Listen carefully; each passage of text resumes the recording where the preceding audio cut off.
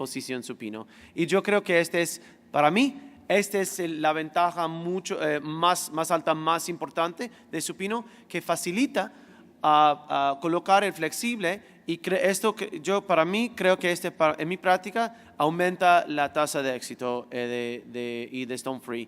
Y al final, típicamente para mí, un pielografía, a ver que no hay extravasación o herida, lesiones o órganos cercanos, y también doble J y muy poco frecuente nefrostomía, típicamente solo doble J. Bueno, claro que hay contraindicaciones de la posición supino y tenemos que recordar que tenemos que evaluar o revisar el TAC antes de la cirugía para saber el riesgo de lesión a órganos retrorenales. Y claro que el vaso, hígado, colon pueden estar en una posición retrorenal y se puede aumentar el riesgo de dar daño a estos órganos. Y bueno, con ultrasonido es más fácil identificarlo, pero si estás haciendo fluoroscopía puro, tenemos que, creo que recordar y revisar más. Y aquí se puede ver un paciente al parte izquierdo con un gran hígado y otro con gran vaso, que quizás no son buenos candidatos para supino, para mí. También, cuando estamos haciendo la punción en cáliz superior en prono, claro que esta punción se puede hacerlo más cerca de la columna, en una posición más medio en la espalda. Y entonces, si hay órganos retrorenales, de vez en cuando yo elijo posición prono para hacer una punción en el cáliz superior muy medio para evitar los órganos. Pero no es decir que punción en cáliz superior no se puede hacer en posición supino. Yo creo que muchos de los americanos que critican las técnicas supino dicen, pero yo quiero la opción de puncionar el medio, el superior, pero es posible y lo hacemos rutinamente. Y la cosa que tenemos que recordar es que la posición de la aguja en posición supino para punción en cáliz superior es muy diferente que el prono. Y es en una posición más lateral y parece así. Y aquí es el tracto. Entonces el tracto no es tan medio como el tracto que funciona en cáliz superior en posición prono, pero se puede realizarlo y yo hago rutinamente. Para mí, en mi práctica, las punciones son 30% superior, 30% medio, 30% o 33% en el inferior. Yo uso cualquier cáliz que pienso que me va a dar el éxito más grande o el éxito más alto, y no tengo miedo de punción el cáliz superior. Bueno, resumen, entonces después de residencia, después de eso, 7 años de practicando el nefrostotomía en posición prono, decidí que aprender supino. Y por las ventajas que describí, y especialmente por la facilidad y la habilidad de hacer ureteroscopía flexible, yo prefiero posición supino también para las cosas hemodinámicas que he describido. Y en el 2018, casi 5% nada más de mis casos son prono, y son los que describí con gran hígado, gran vaso, retrocolon, retrorenal, que tengo que hacer una punción muy medio, muy cerca de la columna. Y mira, como me enseñó mi maestro de supino y mi muy buen amigo Guido Giusti, yo nunca he encontrado una persona que ha probado supino y se convirtió a prono. Entonces, les digo que es muy bueno probarlo y espero que los prueban. Y mil gracias otra vez por invitarme a tu congreso. Es un placer.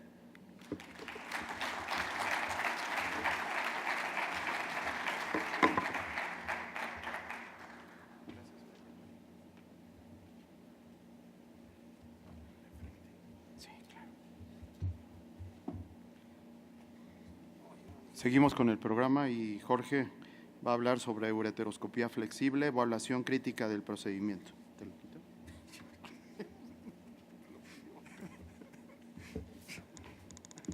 Es para Angela Smith probablemente. Buenos días, muchas gracias. Es siempre un honor estar acá en México. Agradezco mucho al doctor Alfredo y a la Junta Directiva por esta invitación. Repito, siempre un gran honor estar acá. Bueno, en los siguientes 15 minutos quisiera decirles qué es lo que pienso yo que funciona y cuál es realmente el punto que logramos con la ureteroscopía flexible. ¿Qué funciona? Funciona que usemos una camisa de acceso, no en todos los casos, no tenemos tiempo para discutir en esta presentación cuándo sí, cuándo no, pero si ustedes no pueden pasar la camisa de acceso, no intenten. Funciona utilizar instrumentos o aditamentos que sean menores a 2 French, idealmente 1.8 French para que permita una irrigación adecuada. Funciona también desplazar la piedra del cáliz inferior a un cáliz más accesible, superior o medio, para que la piedra pueda evitar la deflexión constante del ureteroscopio, y funciona, y creo que el tema es discutir qué vamos a hacer. ¿Vamos a fragmentar la piedra o vamos a pulverizar la piedra? Pulverizar la piedra, o sea, el concepto de dusting quiere decir usar baja energía, usar mucha frecuencia y hacer una técnica en donde pintemos la piedra para que la piedra se vaya desgastando literalmente. La ventaja es que no usamos camisa de acceso y disminuimos significativamente el uso de aditamentos accesorios. El tema de fragmentación y remoción de la piedra con canasta necesita más energía, necesita menos frecuencia, se tiene que utilizar una camisa de acceso por la cual puedan pasar los fragmentos, el tamaño de los fragmentos tiene que ser tal que puedan pasar por la camisa de acceso, y eventualmente usamos obligadamente una canasta que pudiera evitarse en el caso de una pulverización. En términos generales, ¿cuáles son las ventajas de la pulverización? Menos tiempo quirúrgico, les voy a mostrar un par de diapositivas al respecto de esto. Menos trauma al uretero, aunque tengamos camisa de acceso, entrar y sacar el ureteroscopio produce trauma al uretero, a la unión ureteropiélica, y menos utilización de consumibles o de aditamentos accesorios. La desventaja de la pulverización a la mano derecha, no podemos remover fragmentos, probablemente no tengamos piedras inmediatas para composición o para estudio de composición, y puede ser que los fragmentos retenidos no se eliminen completamente. Abajo, a la izquierda, ventajas de la fragmentación es que los fragmentos los removemos, no se quedan para ser eliminados, pero la desventaja a la derecha, abajo, es que utilizamos más consumibles y que tenemos, sin duda, un tiempo quirúrgico mayor. Este fue probablemente el primer estudio que comparó qué es mejor, si pulverizar la piedra o remover la piedra con canasta, y lo que vemos aquí es que en este estudio, particularmente, en este estudio, básicamente la incidencia libre de piedra era igual, no sé con qué se puede apuntar, la incidencia de piedra era igual, y la diferencia que hacía era que la visita o el número de visitas a urgencias por dolor fue significativamente mayor para aquellos pacientes que habían sido tratados con pulverización. Y el mejor estudio es este estudio prospectivo randomizado de un grupo que se autonombra EDGE en los Estados Unidos, urólogos jóvenes, creo que Brian está ahí, y este estudio es el mejor porque hace una evaluación en forma prospectiva randomizada, y lo que ellos encontraron es que la cantidad de stone free o de pacientes libres de piedra fue significativamente mayor para aquellos pacientes que fueron tratados con extracción con canasta comparado con los pacientes que fueron tratados con pulverización. Sin embargo, el tiempo quirúrgico, como lo pueden ver en la penúltima línea, es básicamente el doble, prácticamente el doble. Y una cosa importante que ellos encontraron también es que no había diferencias en el número de visitas o readmisiones por dolor entre un grupo y otro grupo. Ahora, este mismo grupo, este año, en el AUA, presentó un seguimiento de estos pacientes, y creo que la diferencia importante aquí es el costo. Ellos encontraron que el costo en los Estados Unidos fue de $1,300 más, o sea, significativamente mayor para el procedimiento de fragmentación y extracción con canasta que para el procedimiento de pulverización. Y básicamente en donde encontraron la diferencia fue en el tiempo quirúrgico. El tiempo quirúrgico prácticamente se duplica, y en los Estados Unidos el tiempo quirúrgico por minuto en quirófano son $40. Eso es estimado en todo el país. Entonces, $40 por el doble de tiempo hace una diferencia significativa en términos de costo. Este es uno de los trabajos también presentados en la AUA, en donde ustedes pueden ver que un metaanálisis en donde incluyeron 108 estudios, de 908 estudios revisados, básicamente lo que ellos concluyeron es que el porcentaje de pacientes libres de piedra es muy similar sean las piedras en el riñón, estén las piedras en el uretero, estén las piedras en riñón y ureter, utilizando cualquiera de los tres métodos. Y la verdad de las cosas es que en términos prácticos, creo que todos cuando tratamos una piedra empezamos eventualmente tratando de hacer pulverización, y si la piedra es muy dura vamos a tener que cambiar a fragmentación y remoción de los fragmentos. Entonces esto en forma muy concluyente es que no hay una diferencia significativa cuando estamos haciendo en la práctica una piedra convencional en el riñón o en el ureter. Ahora, todos estos estudios han sido comparados utilizando o han sido evaluados utilizando el concepto de láser de pulso corto. Y yo vengo diciendo hace 3 años que la gran diferencia es usar el láser de pulso largo. El láser de pulso largo lo que va a hacer es transmitir la misma cantidad de energía en un tiempo mayor. Y esto lo que va a hacer es evitar la retropulsión, evitar la fragmentación y desgastar la piedra. Y en mi concepto, el láser de pulso largo no tiene que ser un láser de alta energía, no tiene que ser un láser de 100 o 120 watts, tiene que simplemente dar la posibilidad de usar pulso largo. Lo que ustedes pueden ver ahí es que el pulso largo, la cantidad de energía se transmite en más tiempo, de 700 a 1500 microsegundos contra 300 a 350 microsegundos si usamos pulso corto. Entonces, este tiempo mayor de transmisión de energía es lo que hace que la piedra se va desgastando, la piedra no se mueve, la piedra no se está fragmentando como lo ven en la imagen a la derecha. Este es uno de los muchos estudios de Olivier Traxer en donde comprueba esto en el laboratorio. El pulso largo no significa otra cosa más que la energía liberada en mayor cantidad de tiempo, y esto es lo que permite que no haya una fragmentación o una fractura de la piedra, sino un desgaste de la piedra. Ahora, ¿qué tan buenos somos haciendo ureteroscopía flexible? Este es uno de los primeros reportes en donde hicieron una evaluación de los resultados de ureteroscopía flexible utilizando tomografía computada. Y ustedes pueden ver ahí que la diferencia en los resultados son interesantes. Cuando se toman piedras residuales de 2 milímetros, 49% libre de piedra cuando la piedra estaba en el riñón. Si tomamos el parámetro de 4 milímetros, 80% de éxito.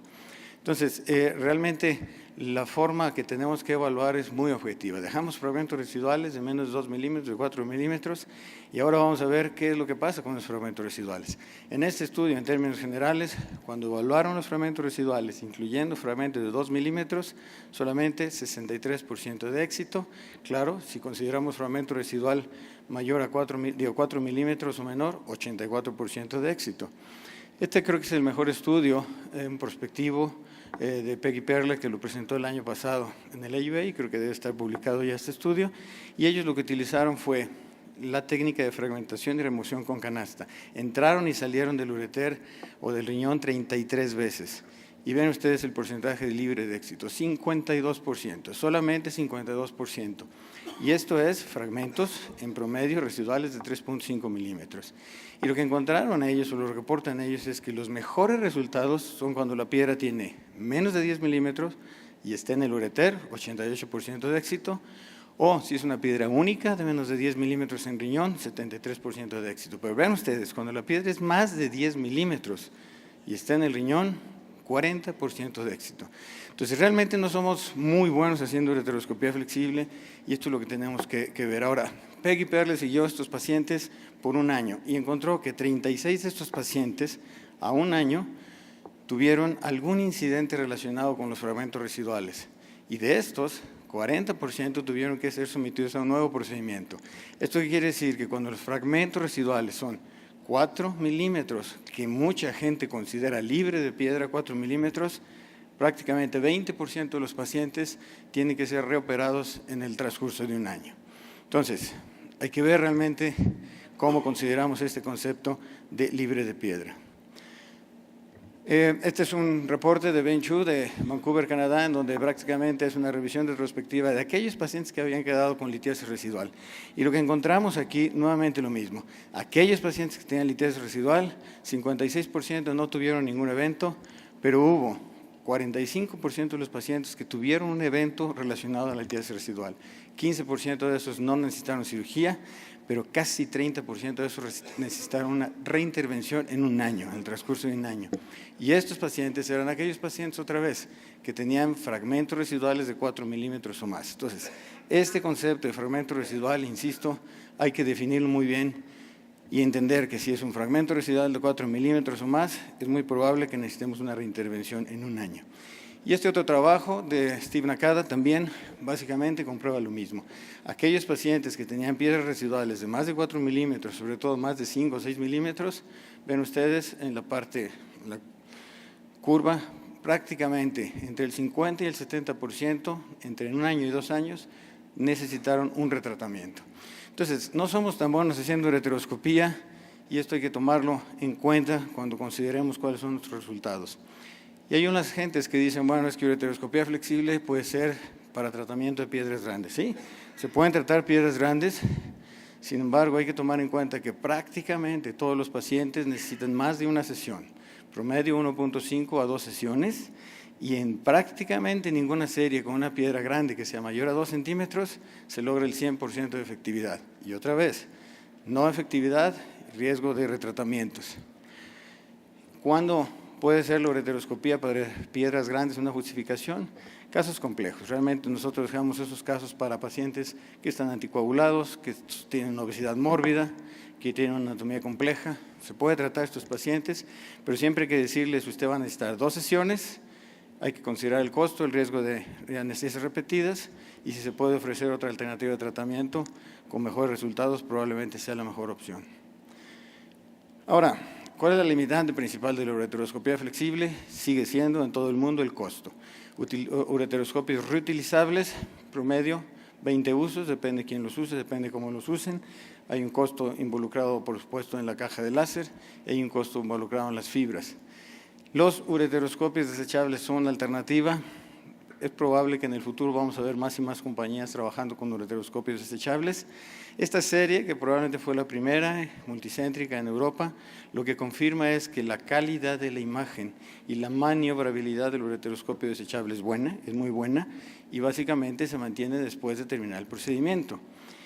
Y esta otra serie compara un poquito 3 diferentes ureteroscopios desechables contra ureteroscopios reutilizables, y básicamente lo que encontramos acá es que no hay ninguna diferencia en términos de calidad de imagen o durante el procedimiento, no hubo ninguna diferencia para poder fragmentar una piedra si se utiliza un ureteroscopio desechable que uno reutilizable.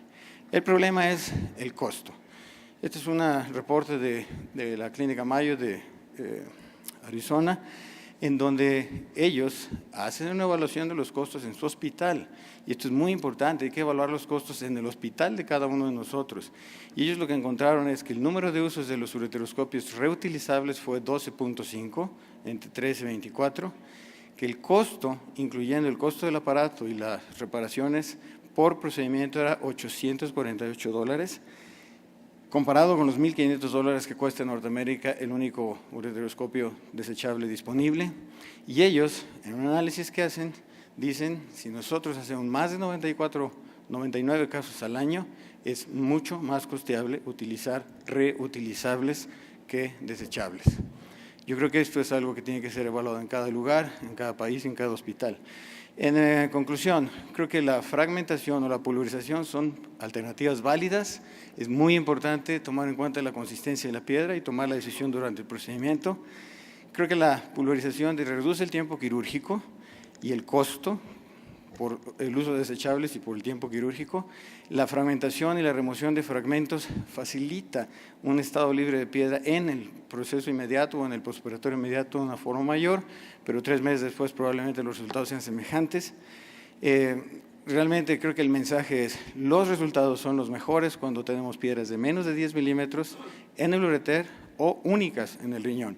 Y todos los fragmentos residuales que sean mayores a 4 milímetros van a tener mayor posibilidad de complicación o reintervención. Finalmente, los ureteroscopios desechables en este momento son semejantes a los reutilizables, pero el costo creo que todavía está en favor de los ureteroscopios reutilizables. Muchas gracias.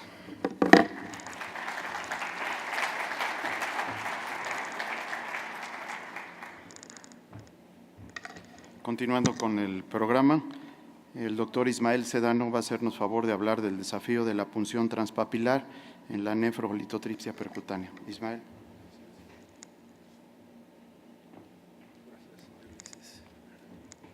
Buenos días a todos. Agradezco la invitación al doctor Alfredo Medina al doctor Javier Sánchez, a sus fellows, el doctor Francisco Gómez y Alejandro Figueroa, por la asistencia en la presentación de este trabajo. Vamos a hablar de este tema, es un tema realmente controversial hasta cierto punto porque se desató la controversia por dos publicaciones.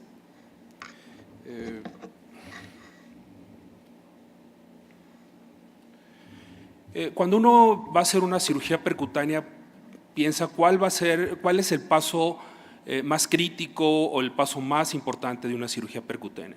Yo hice una encuesta con mis amigos, colegas de ahí de mi centro, y todos estuvieron de acuerdo en que la punción es la parte más importante del procedimiento. Alguno que otro dijo que no, que es otras partes, pero yo creo que el 90 y tantos % está de acuerdo en que la punción es la parte más importante de la cirugía percutánea.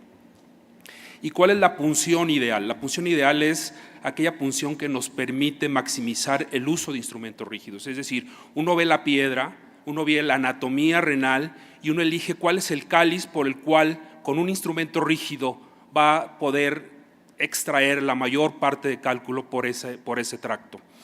El segundo aspecto de una punción ideal es minimizar el riesgo de complicaciones y el tercero es lograr un mejor estatus libre de cálculo.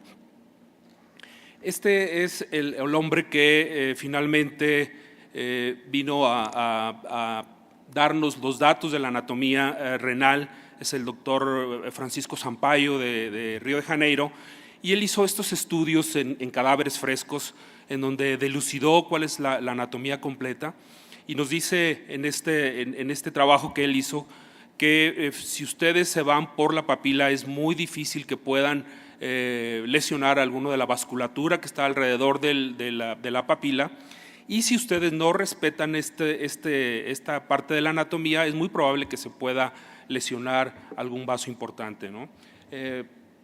Si vemos, por ejemplo, si queremos entrar por exactamente la línea verde es la línea que menos daño puede hacer, la línea roja que es la línea que va hacia un lado donde se pueden lesionar estas arterias interlobares y que eso pueda provocar un poquito más de sangrado. Entonces, toda la controversia se vino después de dos publicaciones del doctor Evangelos Lassikos de Grecia. Él presentó en el año 2017 esta primera análisis de un estudio, una serie de casos, eran 137 pacientes, a los cuales se les hizo una punción no transpapilar.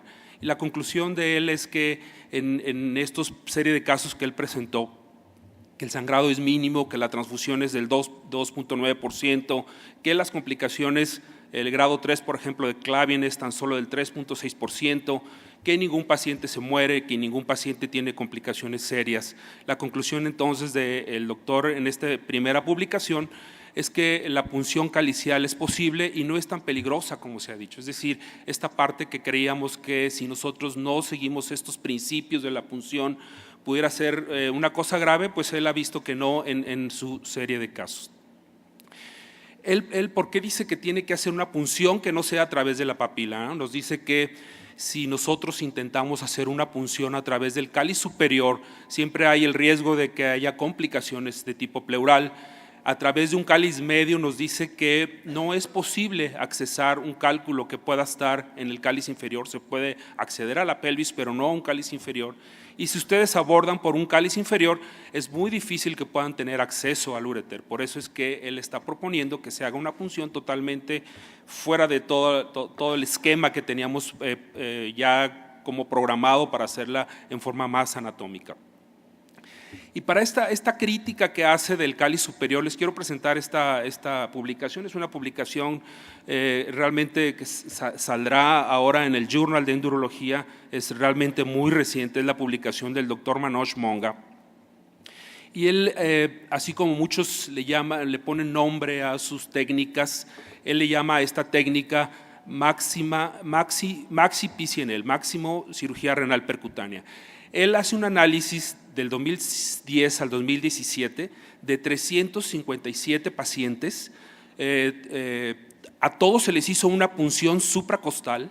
Estos 357 pacientes que tenían cálculos mayores de 35 milímetros, A todos los pacientes se les hizo un acceso a través del cáliz superior con guía ureteroscópica, es decir, se pasó el uteroscopio y bajo visión directa se hizo la punción a través del cáliz superior. Todas las punciones supracostales, todas por el poli superior, todas dilatadas a 30 French, porque ahorita ya el que hace dilatación 30 French se le ve como que estaba cometiendo algún crimen, y ahora todo es menos, se le ve como que está fuera de moda. Todos 30 French, además todos tubeless y todos en posición prona. Los resultados es que por complicaciones de la posición no encontró ningún caso, drenaje pleural en el 4%, angioembolización en el 0.5%, pacientes que fueron a terapia intensiva 4.5% y readmisión 7.5%. Dice la conclusión entonces que esta técnica que se llama así, maxi cirugía percutánea, tiene complicaciones pulmonares menor que las que ya han sido reportadas y la tasa de sangrado es igual a las series reportadas por los casos de mini-PERC. Este es el estudio del doctor Evangelos y esta es la forma de justificar por qué hacer una punción fuera de la papila. Entonces, este es un caso que tiene un cálculo en la pelvis renal, en el cáliz inferior, y pueden ver cómo conforme va avanzando, una vez que hace la punción, destruye el cálculo de la pelvis renal, puede abordar la unión ureteropiélica. Finalmente, después de que limpió la pelvis renal, luego puede hacer, la ventaja, él dice que le permite mayor movimiento, mayor movilización de un instrumento rígido. Entonces, una vez que limpió la piedra, puede mover tanto el nefroscopio que puede llegar al cáliz inferior, limpiar el cáliz inferior y posteriormente revisar que no haya quedado ningún fragmento. El segundo artículo fue la primera publicación que recibió mucha crítica porque era un estudio retrospectivo y entonces ellos planearon hacer un segundo trabajo y este segundo trabajo fue hacer un estudio prospectivo aleatorizado, 2 grupos. En el primer grupo se hizo una punción papilar, incluyeron 27 pacientes. En el segundo grupo una punción infundibular, 28 pacientes. Aquí es necesario mencionar que 24 de los 28 pacientes del grupo infundibular se hicieron todas las punciones a través del cáliz medio posterior. Evaluaron la pérdida de hemoglobina el primer día posoperatorio o la tasa de transfusión el primer mes posoperatorio y como en segundo término el tiempo de fluoroscopía, el número de accesos, la estancia hospitalaria y las complicaciones. Estos son los resultados de este estudio comparativo y como ustedes pueden ver no hay ninguna diferencia entre la pérdida de hemoglobina, no hay diferencia en cambios de la creatinina y tampoco hay diferencia en la estancia hospitalaria, es decir, prácticamente lo mismo con las 2 técnicas. Igualmente hubo transfusión, pero en el grupo donde se hizo la punción papilar, nada más un solo caso. Hubo una angioembolización también en el grupo de la punción transpapilar. Y cuando se evalúa el total de complicaciones, es la misma cantidad de complicaciones en los 2 grupos, 7.4 contra 7.1 en ambos grupos. La conclusión de este estudio prospectivo aleatorizado es que el abordaje infundibular para cirugía percutánea a través de los cálices medios no se asocia con más pérdida sanguínea o una tasa de transfusión cuando se compara con el abordaje del fornis de la papila cuando la técnica descrita es realizada. Me le dan clic a este video, por favor. Este es un video del doctor Javier Sánchez, que me hizo el favor de prestarme.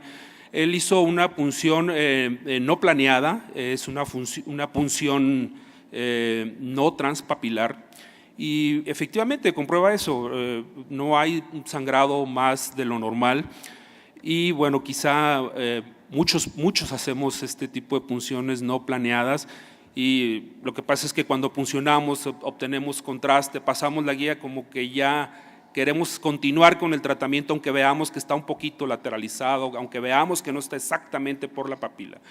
Y esto, bueno, quizás se pueda comprobar porque no somos tan precisos en la punción. Si quisiéramos saber si somos muy precisos en la punción, tendríamos que tener una tomografía dentro del quirófano para saber que exactamente fuimos exactos al momento de la punción.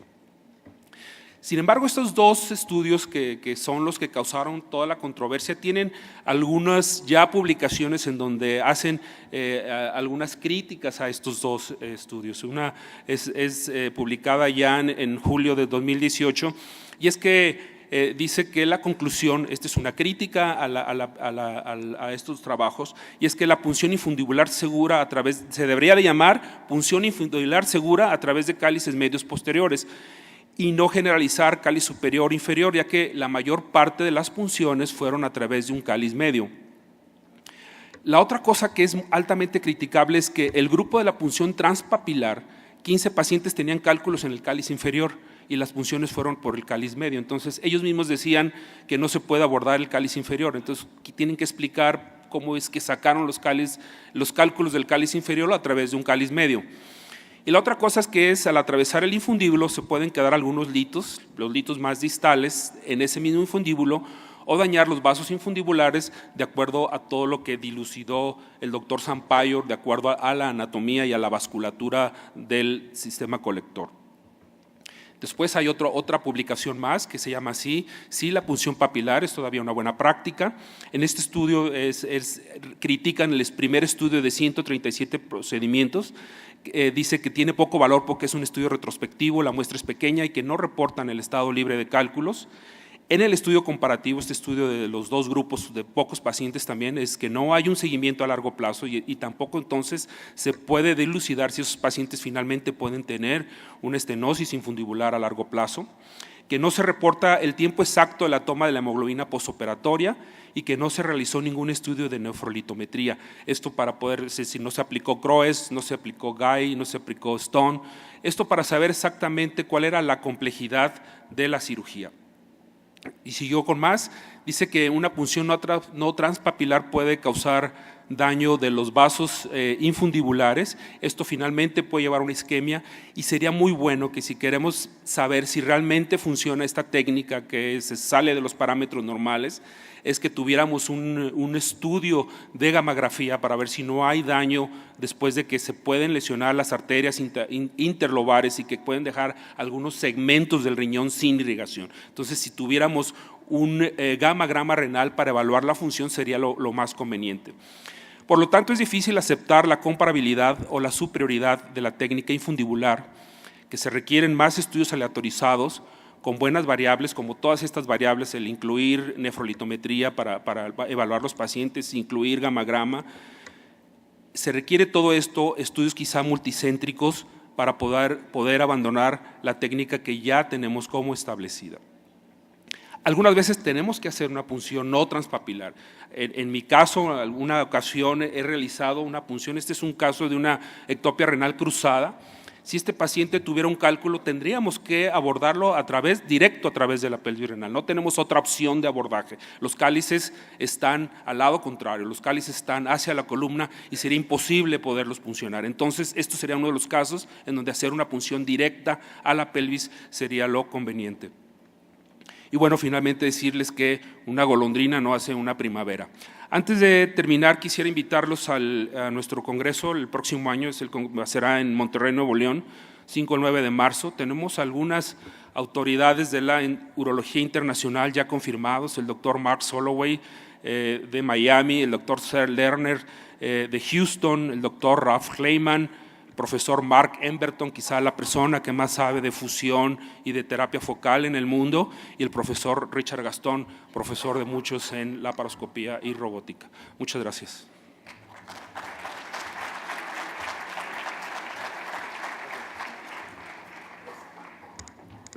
Y para terminar nuestro módulo, un gusto recibir a Gaspar Ibarlesea, que regresa a México después de un buen número de años.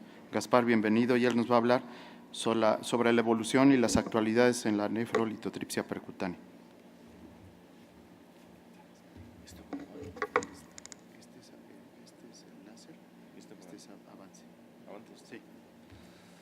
Buenos días, muchas gracias a la organización del Congreso y especialmente al doctor Javier Sánchez, que fue el que me convenció para venir.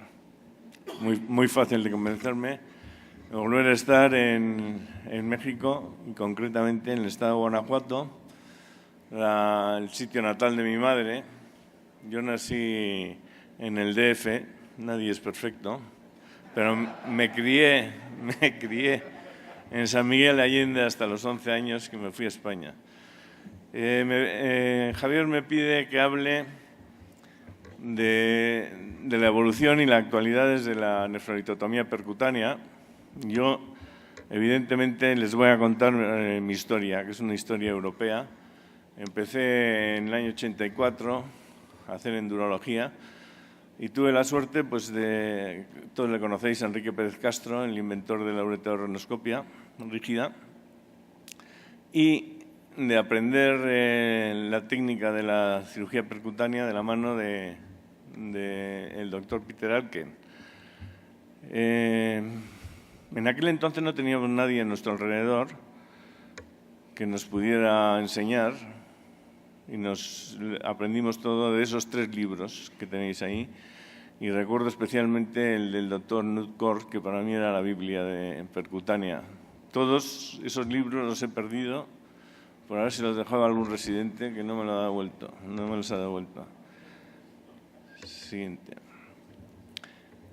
En España las primeras percutáneas se hicieron a finales del 84, principios del 85, y 2 años después, apenas 2 años después, el doctor Valdivia publicó ya su técnica de cirugía renal percutánea en supino con una bolsa de agua debajo del flanco.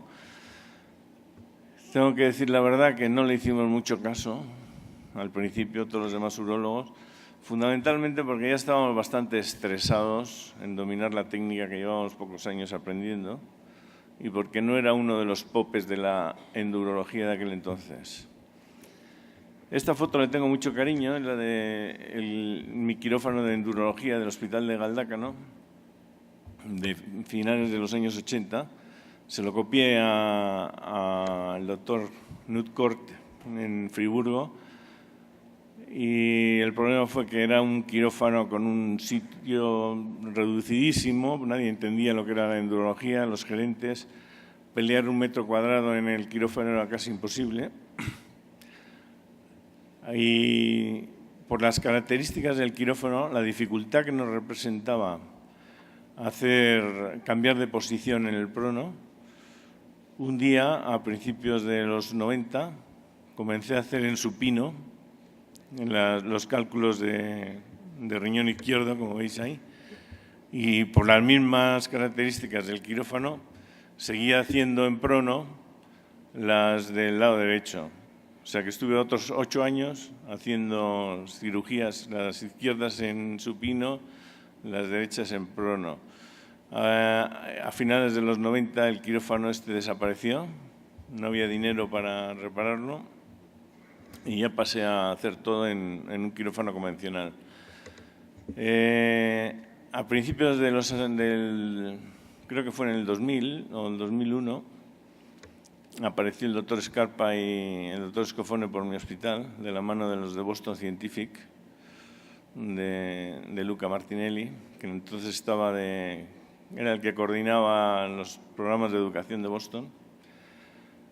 Y hicimos un workshop con ellos. Y fue donde por primera vez vieron el supino que hacíamos nosotros y se convirtieron, concretamente el doctor Scofone, en un entusiasta del supino. Fueron los que crearon el acrónimo ECIRS, ECIRS en inglés, y es el que se ha generalizado para la técnica. El doctor Scofone, junto con el doctor Arna Hosnek, otro urologo de París, también entusiasta del supino, y la hormiguita, la que trabajaba en todo, la doctora Cecilia María Graco, editaron este libro en el que participamos casi todos los urólogos que hacemos cirugía en supino. Ahí está también en la foto el doctor Fratini, que es un grandísimo endurólogo italiano. Lo que pasa es que no se prodiga mucho, pero es uno de los mejores que he visto. Unos meses antes habíamos publicado ya en España este manual práctico de cirugía renal percutánea en supino, auspiciado por Boston Científico, que fue el que lo financió. Se hicieron, me parece que 1.500 ejemplares, se han ido repartiendo a la gente que venía a los workshops y en distintos congresos. Y ahí veis las guidelines europeas del año 18, 30 y tantos años después de que Valdivia dijera que se podía hacer en supino, admiten ya ciertas ventajas de la posición en supino, por fin. Costó mucho trabajo, el paso más importante para mí, fundamental de la posición en supino, es el enhebrado. Yo siempre pierdo el tiempo en enhebrar al paciente, sacando la guía por la uretra, desde la piel a la uretra. Y de hecho, cuando lo consigo, el procedimiento lo siguen mis residentes. Ya se acabó, digo, game over, ya sigue el residente. Todos estos dibujos son del doctor Gamarra, un colaborador mío. Ahí hay el otro sistema, el balón. Este es los balones de Boston, que llegan hasta un 18. Yo prácticamente no los utilizo casi siempre que consigo enhebrar al paciente los dilatadores de Amplatz. Me parecen los más seguros con el paciente enhebrado. Ahí se ve otra de las grandes ventajas de la posición, que es la punción endovisión, prácticamente sin usar el rayo para nada, punción ecográfica a la papila, viéndola desde dentro y haciendo toda la dilatación con visión endoscópica. Esto solo es aconsejable hacerlo cuando está seguro de que no es un cálculo infeccioso, ¿no? La evolución del instrumental. Tenéis a la derecha, no sé cómo funciona. Bueno, veis ahí el primitivo nefroscopio de Peter Alken, diseñado por Peter Alken, de la marca Storz, que todavía veo que se sigue usando en muchos hospitales. Es un nefroscopio de 26 French con vaina de iglesia, no se puede usar sin la vaina de iglesia, y que la característica por la cual se dificulta mucho el supino es la salida de la luz fría por debajo y te hace chocar continuamente contra el balón, dificulta. No es un nefroscopio para usar en la posición del supino. Abajo veis el nefroscopio que yo uso, que es el de Olympus, sin vaina de amplas, y un nefroscopio de Wolf, muy finito, de un 10 French, que lo uso muchísimo en mini-perks. En cuanto a los flexibles, tenéis ahí un dibujo del Flex 2 de Storz, que para mí, el digital, que para mí es el gol estándar del flexible, del ureterano flexible. Aquí veis una fotografía de un punto clave para mí en la cirugía percutánea, es usar nefroscopios de un calibre mucho menor que la vaina de amplas. Yo siempre uso bomba de perfusión y estoy siempre a baja presión.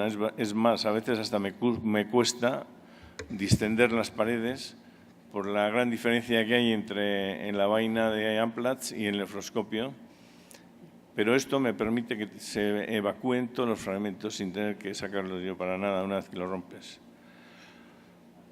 Esta es otra fotografía de la posición nuestra con un nefroscopio de calibre reducido y una vaina del 14. Uso mucho esta técnica porque evidentemente ahí en Europa ya las piedras que hacemos son cada vez más pequeñas. Ya no tenemos los grandes coraliformes que había en los años 80.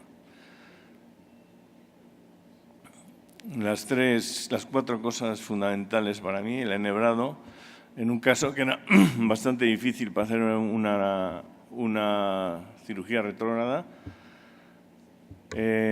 Pierdo tiempo en el enhebrado, como veis aquí. Una vez que paso la guía, meto en un caso como este, meto un catéter de cobra hasta conseguir el enhebrado. Ahí estáis viendo cómo doy vuelta al catéter, enhebro y pasa la guía. Siempre que tengo dificultades recurro a este catéter, mi ayudante está abajo, coge la guía y la saca por la uretra y le pongo una pinza de coger a la guía. que sale por la uretra. Ahí veis la técnica con la mini PERC, un 14 French con un nefroscopio del 10. Este fue un caso de litiasis múltiples en cáliz inferior que era de ácido úrico al final. Y reviso todo, aquí estoy revisando con un ureterorenoscopio de los chinos, el Pulsen, y cuando aseguro que no tengo ninguna litiasis residual de ningún fragmento, me salgo mirando con el nefroscopio y la vaina de amplas, dejo la guía puesta, enhebrada, el paciente enhebrado, espero unos minutos, si veo que no sangra, retiro la guía y este paciente se va al día siguiente totalmente túbeles y sin piedra.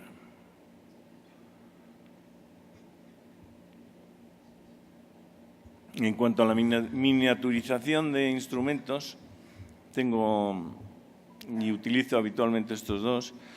La MicroPERC, que es hacer la cirugía percutánea a través de una aguja de 4.8. Es una competencia con ciertas desventajas a la cirugía retrógrada, a la RIRS, porque si se te mueve la piedra tienes que ser sumamente cuidadoso y hacer dusting perfecto.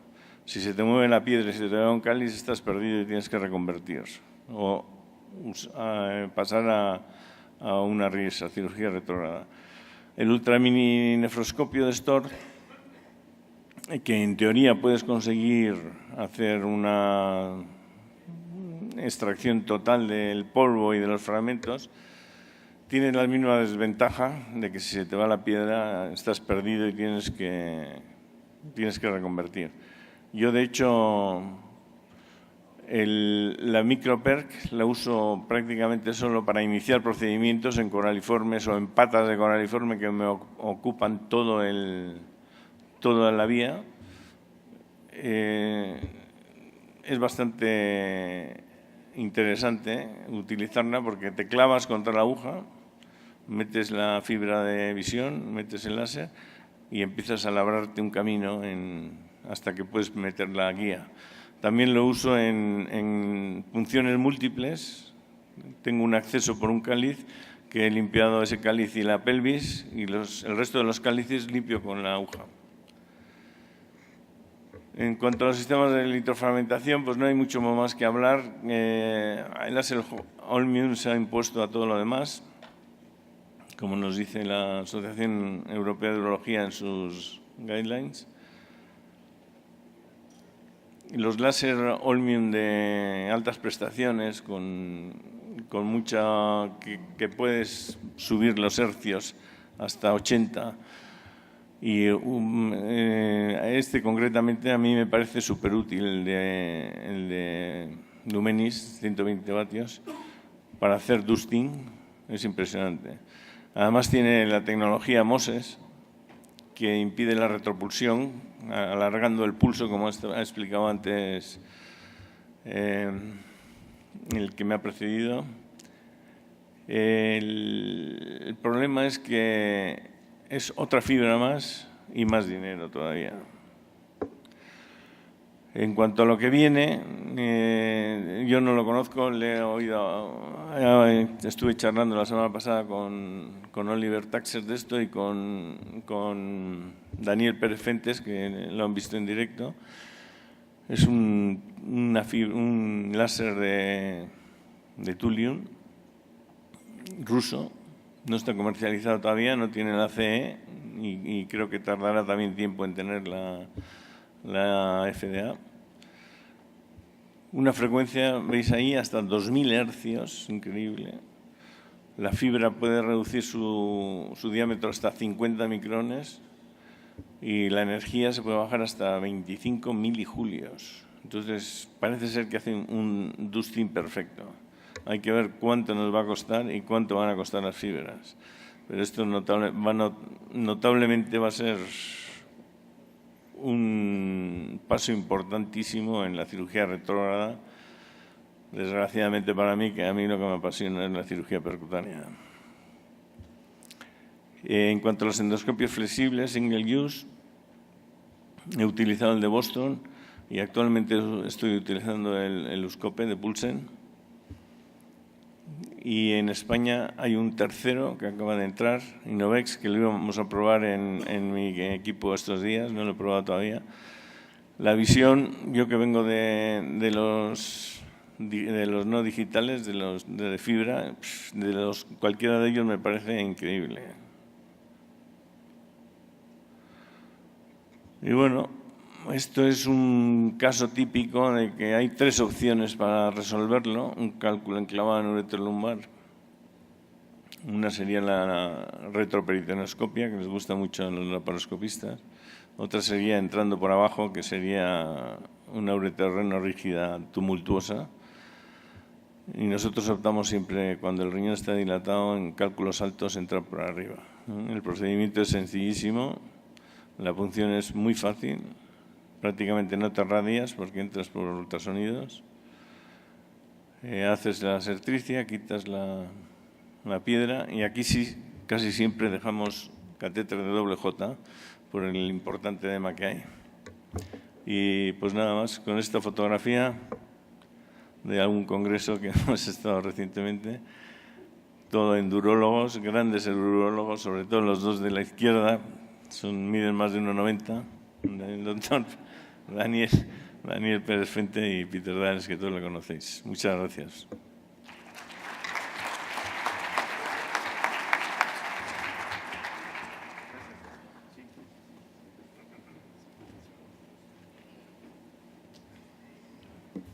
Pues con la experiencia de cada uno de ellos les agradecemos en este módulo que tenemos de endourología y como ven la experiencia de cada uno de ellos nos deja las ventajas para poder seguir.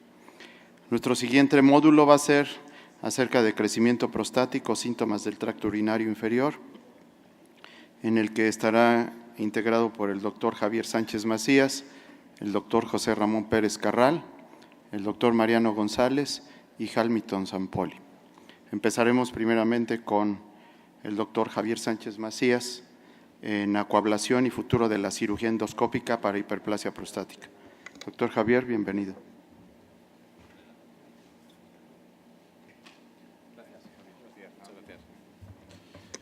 Buenos días, soy Javier Sánchez Macías, pero no voy a hacer esa charla. Hemos cambiado el orden de las charlas, la hará mi compañero, doctor Pérez Carral.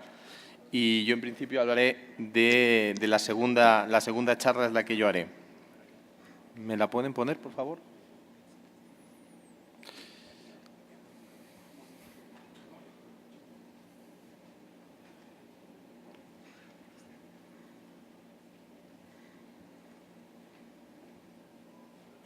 No.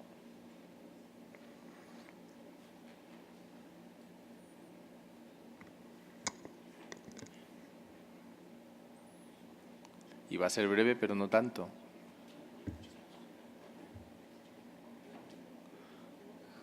La dejé antes.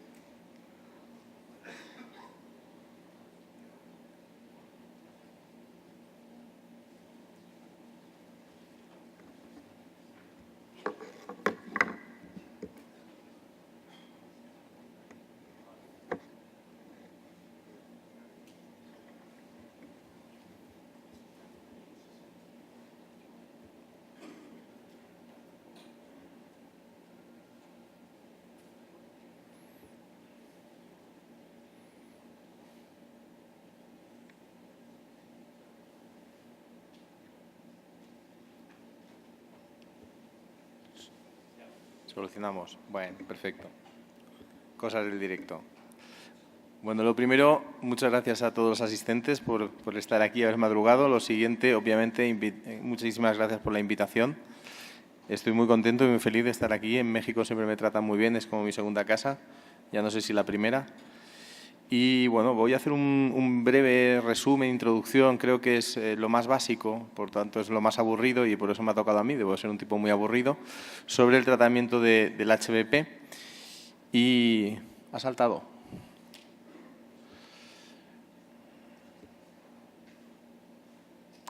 Perfecto. Entonces, bueno, me presento, yo trabajo en el Hospital Clínico, doctor Alcaraz, creo que todos le conocen, o la gran mayoría, es bastante conocido aquí. y me dedico desde hace unos años prácticamente solo a la endourología y más en concreto a la hiperplasia benigna de próstata. Voy a hacer un resumen de lo que es la hiperplasia benigna de próstata. Como introducción, bueno, la definición básicamente, sabemos que es un crecimiento, consideramos que es el crecimiento benigno del tamaño de la glándula prostática y que va relacionado siempre con la edad, con el envejecimiento de la persona, hasta a partir de los 40 no empieza a desarrollarse y que suele acabar dando unos síntomas del tracto urinario inferior que llamamos y que son todos relacionados por ese crecimiento de la glándula y la obstrucción que produce. Sabemos que es la segunda causa de consulta más frecuente en el urólogo, que todos los hombres tenemos próstata y todos los hombres, si Dios quiere, vamos a envejecer y la población mundial envejece cada vez más, con lo cual eso es muy buena señal para nosotros, significa que vamos a tener mucho trabajo. Y obviamente ese trabajo tenemos que desarrollarlo con toda la tecnología y con todos los avances que tenemos y eso supone una mayor calidad de vida para el paciente y unas técnicas cada vez menos agresivas. Como diagnóstico hemos de hablar siempre de la sintomatología que provoca, de la clínica. ¿Por qué es esta clínica? Por el aumento de la glándula y eso lo que condiciona es una dificultad al flujo. Y la etiopatogenia lo que hemos visto es que está directamente relacionado con un problema hormonal que es la testosterona.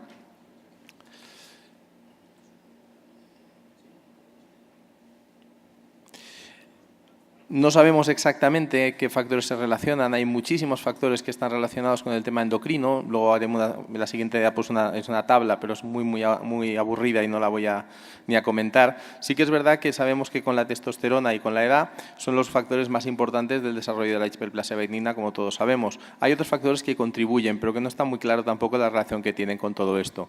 Esto es lo que hablaba, un poquito de los cambios hormonales que condicionan la edad. Y sabemos que obviamente todos estos cambios hormonales van relacionados con el envejecimiento de la persona, del varón. Sabemos por la definición anatómica de McNeil cómo es la próstata y sabemos exactamente lo que crece, exactamente es la zona central, no es el estroma prácticamente se mantiene inalterado desde la pubertad, desde la edad adulta del varón y sí que es la zona central la que está condicionando un crecimiento y una dificultad miccional que es la que va a condicionar la fisiopatología de la hiperplasia. Sabemos o podemos decir que tenemos como dos fases, dos estadios en el desarrollo de la hiperplasia benigna de próstata. Un primer estadio en el cual es una hiperplasia microscópica que prácticamente no va a dar sintomatología y una ya sintomática. Y dentro de la sintomática hablamos de dos partes, una donde el aumento de tamaño va a provocar una obstrucción, una dificultad para el flujo y una salida y esos son los síntomas iniciales o los síntomas precoces y luego una segunda fase en la cual ya hay unos cambios adaptativos de la musculatura de la vejiga que va a condicionar otro tipo de sintomatología. Básicamente hablamos de los síntomas a partir de la hiperplasia benigna clínica que llamamos y entonces lo que sí que tenemos que intentar evitar es todas las complicaciones derivadas de este crecimiento.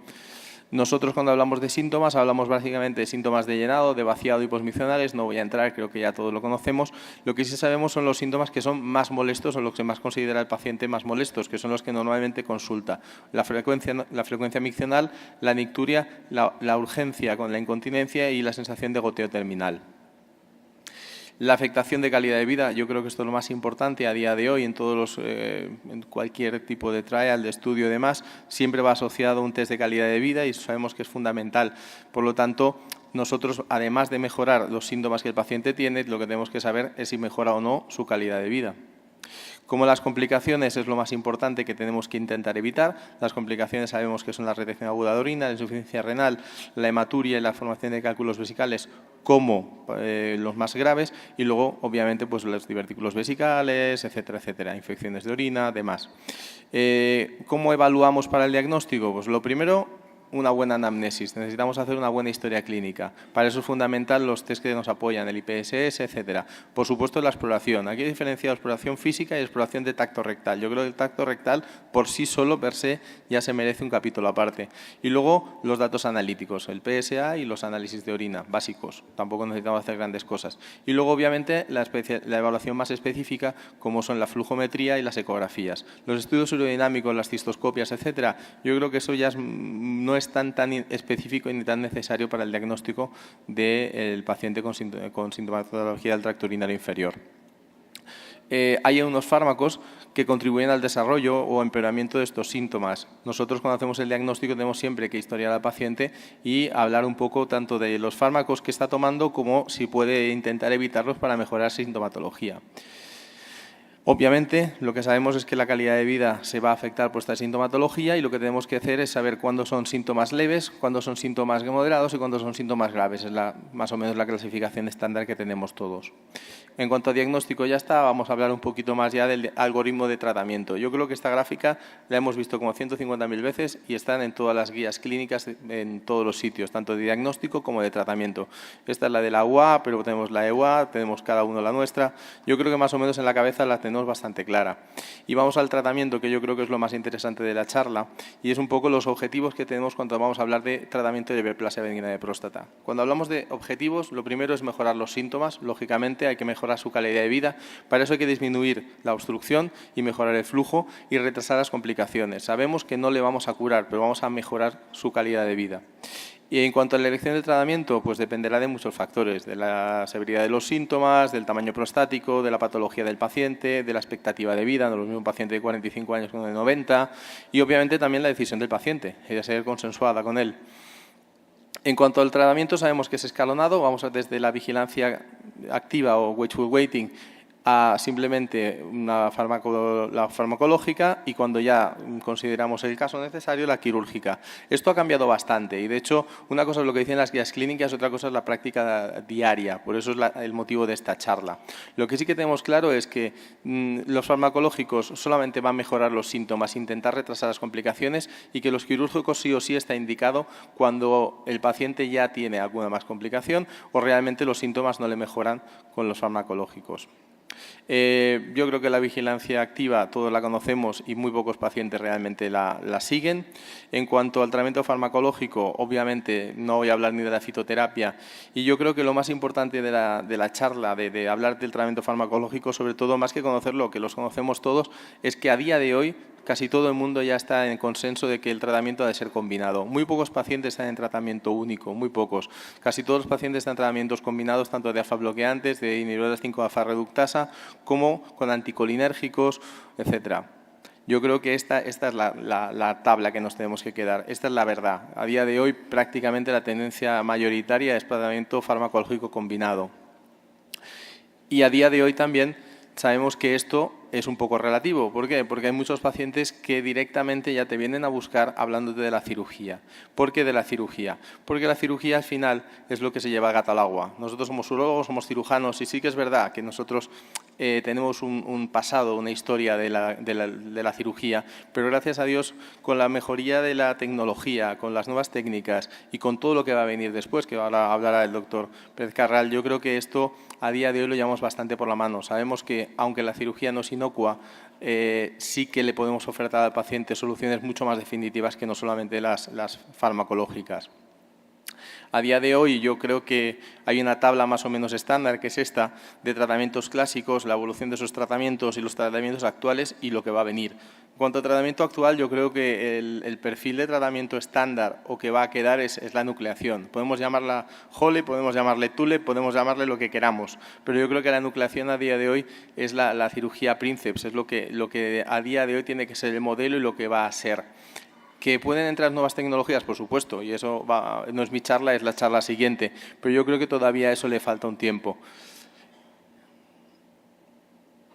En cuanto a las conclusiones, yo solamente quería hablar un poquito de los 4 perfiles que he dicho desde el inicio, que el tratamiento tiene que ser siempre basado en un muy buen diagnóstico, que no podemos olvidarnos de la anamnesis y de la exploración, que el tratamiento farmacológico básicamente tenemos que hablar ya de combinaciones, que tratamientos únicos no suele haber, que la tendencia actual a día de hoy es cada vez intervenir antes de incluso tener complicaciones. ¿Por qué? Porque sabemos que dan mejores resultados cuando el paciente todavía no está en la fase en el estadio más grave de la enfermedad, y aunque no tenga complicaciones es un paciente que se va a beneficiar mucho de un tratamiento desobstructivo, y que realmente la minimización de los riesgos quirúrgicos y hacen que los pacientes sean ellos mismos los que te vienen preguntando ya por la oferta de la cirugía. Ahora bien, sí que tenemos que tener claro que si el tratamiento farmacológico no cura, no es completo y solo retrasa las complicaciones, pero la cirugía tampoco no hace que desaparezcan todos los síntomas y descarta que a lo mejor pueda aparecer un cáncer de próstata más adelante. Y obviamente que tampoco tiene una mortalidad cero. Todos conocemos casos desagradables de nuestra práctica habitual. Y además hay un factor más importante y es que dependemos fundamentalmente de la tecnología. No es que seamos mejores cirujanos que nuestros predecesores, simplemente que tenemos muchas más instrumentos, tenemos más armas. Y eso también conlleva un coste económico y un coste también de aprendizaje. Las técnicas nuevas no son tan fáciles de aprender como antes. Y corremos el peligro de muchas cosas. Por ejemplo, la más importante, que es perder nuestra patología, la que hemos dicho desde el principio que cada vez vamos a atender más porque los pacientes envejecen más, etcétera. Pero estamos cayendo en muchos médicos de familia, muchas incluso escuelas de enfermería que están ya tratando directamente el HPV o incluso con las nuevas tendencias de tecnología, pues que sean los radiólogos los que nos quiten el trabajo. Esta foto de la izquierda es mi jefe, aunque no lo parezca, está ahí escondido entre los cuernos del toro y es uno de los peligros que él siempre dice. Cuando habla de peligros de ojo, no os creáis que somos invencibles, pone esta foto. Y yo creo que es muy significativa. Y con esto ya está. Simplemente era un poco de introducción sobre la hiperplasia benigna de próstata. Espero no haberles aburrido demasiado. Y les presento a mi hija, que ha sido este año y es lo más importante de mi vida. Muchas gracias.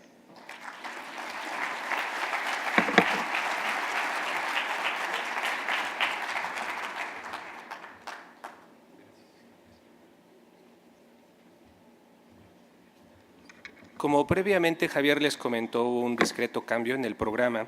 A continuación, José Ramón Pérez Carral nos va a hablar de acoablación y futuro de la cirugía endoscópica en la HPV.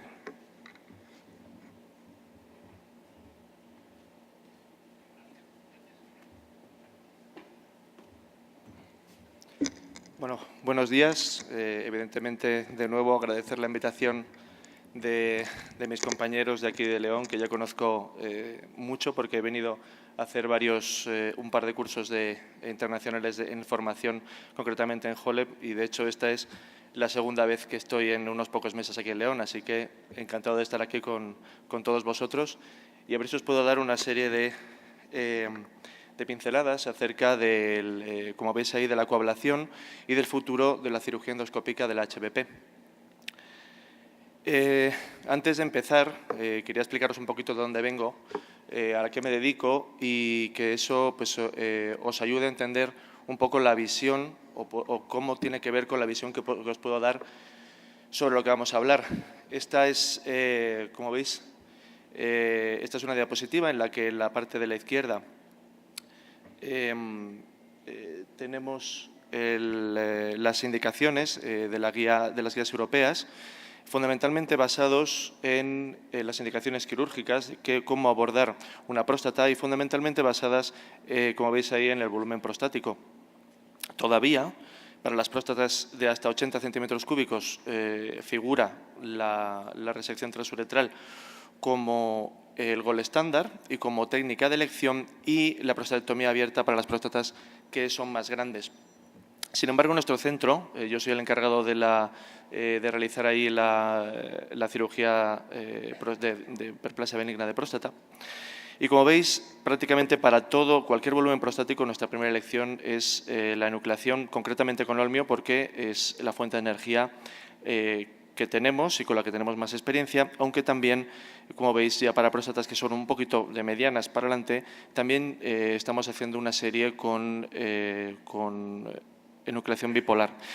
Y como veis, en estos últimos casi ya 3 años, prácticamente no hacemos nunca cirugía abierta, 4 milímetros nada más. ¿Por qué hacemos esto? ¿Por qué utilizamos la enucleación, vamos a decir enucleación, para todo? Porque cuando comparamos las próstatas que son pequeñas, es superior en todo. Tiene la misma estancia, mismo tiempo de sondaje y luego tienen un menor tiempo quirúrgico, un mayor tejido resecado, con lo cual habla de que probablemente sea una técnica más duradera, aunque eso lo matizaremos un poquito después. Tiene menor sangrado y menor transfusión, tiene menores complicaciones iniciales, más o menos 1/3, y luego tiene incluso, cuando ya se dispone de la máquina y se dispone de fibras reutilizables, tiene incluso un menor coste. Bueno, lógicamente no es lo mismo dejar una naranja de esta forma que dejarla con los gajos. Y luego, cuando lo comparamos con la cirugía abierta, las diferencias son muchísimo más evidentes, ya lo sabemos todos, es algo que está absolutamente superado y los tiempos de estancia, el sangrado, las tasas de complicaciones son absolutamente incomparables entre una y otra técnica. Incluso el coste, debido a las complicaciones que genera la cirugía abierta y a las estancias prolongadas, incluso llegamos a cabo un estudio acerca de lo mismo y es menor, y el tiempo quirúrgico es prácticamente el mismo a igualdad de volumen.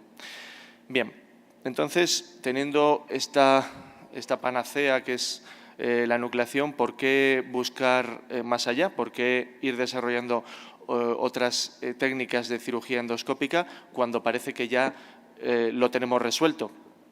Pues evidentemente, todos lo sabéis, la enucleación es una técnica muy buena, es la cuadratura del círculo, por así decirlo, pero como también todos sabéis, la curva de aprendizaje a veces puede resultar un escollo a la hora de implantarlo en un servicio. Hay muchos trabajos publicados, este en concreto es un estudio multicéntrico de varios centros franceses, en los cuales lo intentaron 9 centros y al final, según los criterios que establecían el estudio, solo uno de los 9 cirujanos que lo intentaron en el primer año fueron capaces de implantarla con éxito, aunque otros 3 siguieron intentándolo, pero 5 directamente lo abandonaron. Y eso, evidentemente, es un problema. Y es claro, o también todos con la suficiente experiencia como urólogos, sabemos que no siempre el tejido resecado se relaciona con los resultados funcionales. Evidentemente hay que quitar cierta cantidad, o a veces incluso ni eso, pero a veces quitar más no quiere decir que la técnica vaya siempre a durar más en el paciente o que el paciente vaya a estar más contento con los resultados de la técnica porque le hayamos retirado más adenoma prostático. Entonces, basándonos en estos 2 principios, es lo que ha motivado que haya varias técnicas nuevas, entre las cuales, a mi parecer, como enucleador que ya lleva casi 8 años operando próstata de esta manera, la técnica más, el futuro, podría ser o va más encaminado a lo que me han encargado, que es hablar de la acoplación. Como, no sé si, bueno, me imagino que ya habréis, muchos de vosotros, oído hablar del tema. El dispositivo en concreto se llama Aquavin y consiste en una resección del tejido prostático a través de un jet de agua a alta presión. Consiste en una planificación ecográfica, luego un guiado ecográfico y endoscópico en tiempo real y finalmente la ejecución de la cirugía en sí la va a llevar a cabo un brazo robótico. Como veis, lo primero que se hace es llevar a cabo pues, una planificación ecográfica, tanto en una visión coronal como en una visión sagital, y esto es tremendamente sencillo para prácticamente cualquier urólogo que tenga un poquito de experiencia a la hora de llevar a cabo ecografía transrectal. Como veis, pues, se marcan los límites que se quieren llevar a cabo, tanto ahora mismo está trabajando en el plano sagital, se marca dónde empieza el lóbulo medio, se marca dónde está el cuello vesical, se marca dónde retiramos, eso va con un cistoscopio, entonces eso lo colocamos un poquito más allá de la comisura del esfínter, sobrepasando el ápex prostático, y le vamos diciendo a la máquina más o menos dónde queremos que llegue ese jet de agua, que para más datos puede alcanzar como máximo 2,5 centímetros, es la profundidad máxima que es capaz de alcanzar el jet de agua. Lo que pasa es que si eso resultara insuficiente por el volumen prostático, siempre se pueden dar una cantidad de pasadas ilimitadas. ¿De acuerdo? Entonces, una vez que ya lo tenemos planificado, comienza el procedimiento. Como veis ahí a la izquierda de la imagen, es el jet de agua va comiéndose la próstata, está puesto a una velocidad 4 veces la real, pero de verdad yo he tenido la experiencia de hacer cursos en cadáver, de probarlo también en pacientes reales, estar en Hamburgo, y de verdad que el tiempo no difiere mucho más de lo que estáis viendo. Para una próstata de 60, 70, 100 centímetros cúbicos es una técnica muy, muy rápida una vez que ya se ha planificado. Y como habéis visto, la planificación no es excesivamente dificultosa. Y luego a la derecha veis realmente la visión endoscópica que hay no es demasiado buena porque está en el nivel del veru, con lo cual prácticamente todo el rato la máquina va a estar trabajando lejos de nuestra visión. Eso lo vamos a ver cuando lleva a cabo el corte a nivel del verum montanum, preservándolo abajo. Veis ahí el Y de agua, cómo va pues ablacionando el tejido, esa masa apical. En ese punto hace unos cortes de mariposa, hace primero en un lado, vuelve a recuperar la posición y luego lo hace en el otro. Y luego finalmente, cuando termina el procedimiento, pues se puede hacer una revisión de la celda prostática, aunque ya os comento que la visión del endoscopio no es excesivamente buena, pero siempre se puede meter un resector para estar más seguros. Y luego, como veis ahí a la izquierda, ese tejido que queda ahí, eso es un tejido pastoso que con un ELIC o con una jeringa se puede extraer, mandar para análisis anatomopatológico. Ese es el máximo análisis anatomopatológico que podemos obtener de esta técnica.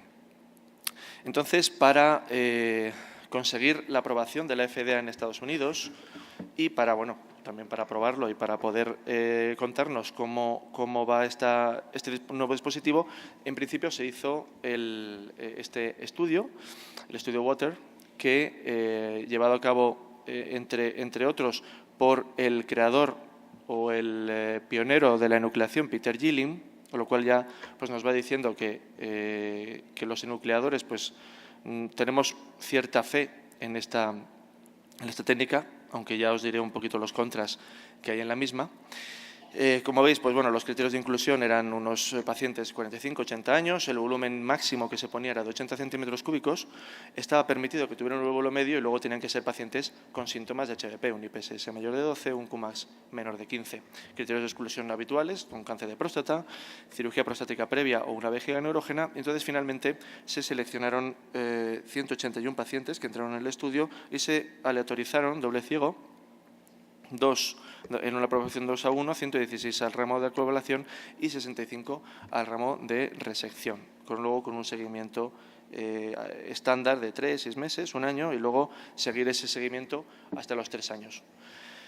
¿Cuáles fueron los resultados? El primer corte, o lo primero que pretendían, evidentemente, era ver que la técnica fuera segura. Si no es segura, pues ya no hay más que hablar. Entonces, en ese aspecto, como veis ahí, la barra gris es la de la RT de próstata y la barra azul es la de la coagulación, con lo cual, en ese aspecto, eran una técnica al menos igual de segura que la resección estándar, si no más. Si no, un poquito, igual tenía un poquito menos de sangrado. No se ve muy bien, pero lo veis ahí abajo, las complicaciones de tipo 2, eran pues tratamiento médico por una infección o bien una intervención radiológica o una nueva intervención quirúrgica. Las tasas de reintervención después de una reintervención por sangrado fueron de 1,7 en el ramo de la coagulación y de 3,1 en el ramo de la resección prostática, o sea, bastante comparable. Y la tasa de transfusión pues fue de alrededor de un 1%. Con lo cual, en ese aspecto, pues quedamos que es una técnica segura. Lo siguiente que ese estudio, lógicamente, es ver si es una técnica eficaz. Y como veis ahí, estas son la eficacia en cuanto a cambios de la sintomatología de HBP, medidas por el Score Internacional de Síntomas Prostáticos. Como veis ahí, pues prácticamente es comparable tanto a los 3 meses como a los 6 meses de la intervención, teniendo en cuenta, y eso es importante, que el 14 de las 17 instituciones que estaban enroladas en este estudio, que eran fundamentalmente canadienses y instituciones norteamericanas, no tenían ningún tipo de experiencia con el procedimiento. y la media de procedimientos por cirujano fue de alrededor de 5, con lo cual mucha pericia no pudieron ni tener ni ganar durante la realización del estudio. Y aún así fueron capaces de incluso mejorar sensiblemente, como veis ahí, los resultados que obtenían con la resección transuretral de próstata, en la cual evidentemente no eran novatos ni estaban realizando una curva de aprendizaje, lo cual bueno, no deja de ser llamativo. En cuanto al tejido retirado y el censo de PSA, es más o menos similar. Veis que en la resección transuretral retiran un poquito más de tejido, aunque el descenso de PSA no está acusado, probablemente porque la energía térmica que tiene da un poquito más de inflamación y eso hace que no se baje tanto el PSA, aunque prácticamente es equiparable, como veis, en el ramo de la coagulación, lo cual eso va a favor de que la mejoría en los síntomas no siempre esté relacionado proporcionalmente con el tejido retirado.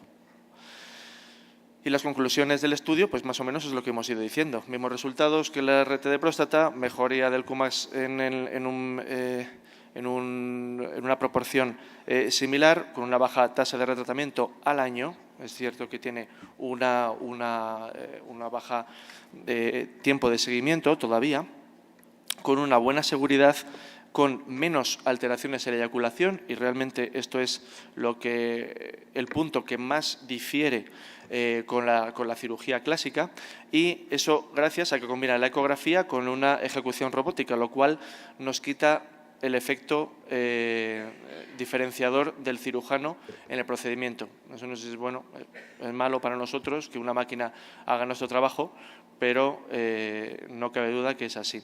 Y encima vieron que cuanto mayor era la próstata, más eficaz era el procedimiento, lógicamente, porque tarda prácticamente 3 minutos en hacer cualquier próstata.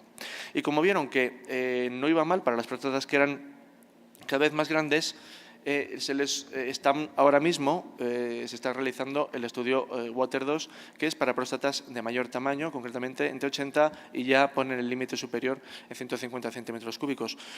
En él han enrolado ya 101 pacientes, son prácticamente los mismos criterios de inclusión y de exclusión, lo que pasa, lo único que varía es el volumen prostático. Como veis ahí tienen una media de aumento de volumen prostático de 107 centímetros cúbicos, con la mayoría con lóbulo medio, aunque eso realmente no es un problema para esta técnica. Y lo primero que querían estudiar eran las complicaciones. Como veis ahí, pues tienen unas tasas de complicación prácticamente iguales en cuanto a proporción y en cuanto a tipos de complicación que los que tenían en el Water 1, con próstatas más pequeñas. El 5% de las de tipo 4 son reintervenciones por sangrado, que igual es lo que se le puede achacar a esta técnica, y ya hablaremos un poquito después cuando hablemos de las contras. Y luego la eficacia a los 3 meses, pues de nuevo es comparable, un poquito más de eficacia de la que se ponían como límite. La reducción del volumen prostático, concretamente en el estudio, es de alrededor de un 44%, pasan de unos 100 a unos 60 centímetros cúbicos, lo cual sería comparable a la reducción que haríamos con un reseccionista avezado y paciente, sería capaz de llevar a cabo una reducción de este tipo. Y como no hay muchos más datos, os quise también recoger este estudio, que es del doctor Bach en Hamburgo, con el que estuve hace menos de un mes, y en el cual ya nos dan los datos de 118 pacientes. Allí incluyen a los pacientes de cualquier volumen prostático, no tienen ningún tipo de problema en ese aspecto. Por eso el volumen prostático que figura pues es de alrededor de 70 centímetros cúbicos, que será la media de cualquier serie en la cual se incluya cualquier tipo de paciente.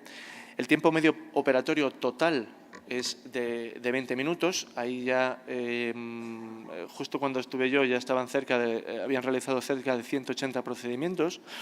La verdad es que es muy rápido, tardan más en colocar al paciente y en colocarlo todo que realmente en hacer la planificación y en lo que consiste la ablación en sí, que como os comento es alrededor de unos 2 minutos y medio, 3 minutos y medio, y ellos, que ya tienen un poquito más de experiencia, son un poquito más agresivos a la hora de llevar a cabo la coagulación. En el anterior había unos cuantos centros que no tenían experiencia previa, concretamente 9, o que tenían muy poca experiencia. Ellos que ya tienen más experiencia son capaces de alcanzar unas reducciones de volumen de no solo el 40%, sino llegan a los 2/3 de la próstata. Lo que es llamativo es que logran una preservación eyaculatoria del alrededor de 3/4 de los pacientes conservan la eyaculación, cuando con la enucleación prácticamente no hay pacientes eyaculadores, todo es eyaculación retrógrada. No tienen un porcentaje significativo de incontinencia y luego unas tasas de transfusión sí que es cierto que son un poquito mayores que la enucleación. Entonces, como conclusión de la coagulación, más o menos las que yo saco es que efectivamente tiene una mínima curva de aprendizaje. Como habéis visto, se obtienen resultados muy buenos o recomparables con el RTU sin prácticamente experiencia previa. Se tienen resultados equiparables de una curva de aprendizaje con una técnica ya consolidada en un servicio. El tiempo quirúrgico es muchísimo menor y muchísimo menor de diferencia cuanto mayor es la próstata, lógicamente, retirando un tejido similar.